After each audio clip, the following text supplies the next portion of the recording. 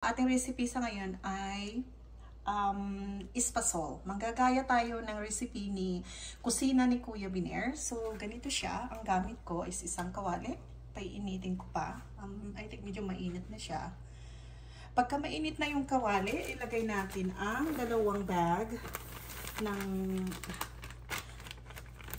powdered glutinous rice. Ayan. 2 siya.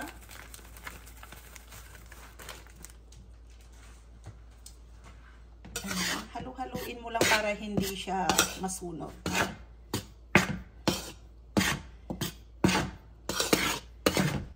Ayan, pagka brown na siya, luto na itong glutinous rice flour.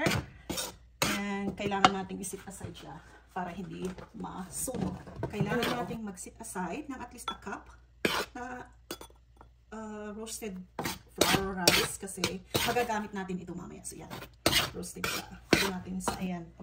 Pagka naluto na yung glutinous rice, lutuin naman natin itong mga wet ingredients niya, which is yung 2 coconut milk. Ito, 2 coconut milk. Paghalu-haluin natin sila. Plus 1 can of condensed milk. Ayan. Oopsie. Half na cup ng sugar, white sugar. Plus ilagay din itong makapunos string, coconut string na. Ito. Ayan. Kailangan mong halu-haluin para hindi masunog. Ayan. Ilagay mo lang sa temperature na medium. Lagyan mo rin ng 1 kutsaritang vanilla extract. There we go. So, ayan. Kumukulo na siya. Kailangan nang patayin yung apoy niya. There we go.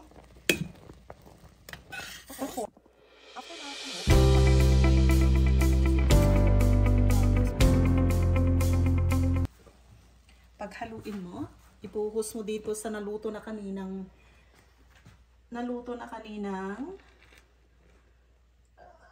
glutinous rice. So, ganyan. Ayan. Hang on. Ibuhos mo ito dito. Depende sa inyo kung anong gusto nyong gamitin. Ako sa akin kasi kawali, mas comfortable ako. So, after nyo paghala silang 2, haluin nyo ng next.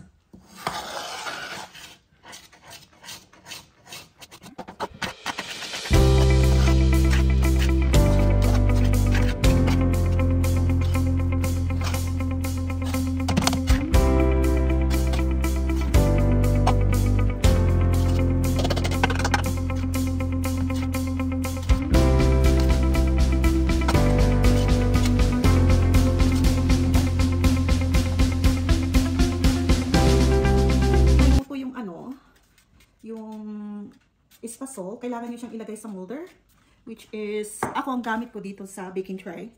Kailangan mong lagyan ng oil sprayhan kasi didikit yung espasol dito sa tray kung nilagyan siya ng oil.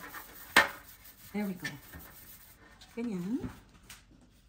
So, na-sprayhan ko na. I-transfer ngayon ito, yung mainit na espasol dito sa my baking tray para ating mold.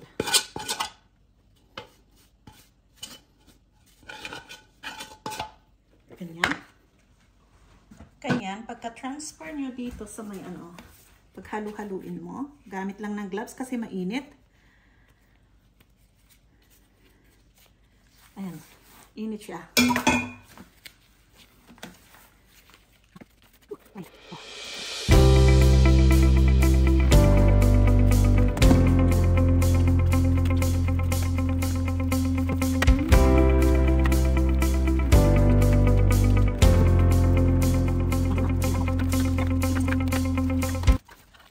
After yung mahalo-halo ng ganito, hanggang sa gusto ninyong consistency ng espasol, ganyan. So, this is perfect. ganitong consistency na para sa akin. Yan. I-transfer ko siya muna dito kasi gagamitin ko naman yung hiniwalay ko kanina na yung 1 cup. Ano nga ba ito? Yung glutinous rice kanina.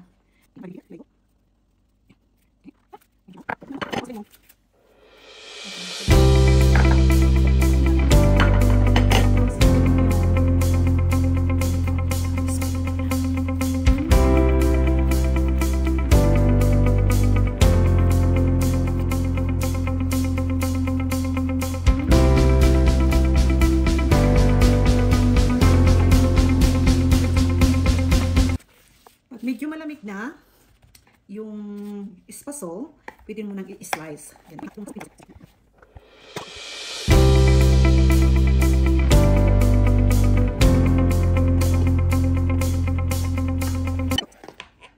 Ayan. There we go. Just ganito.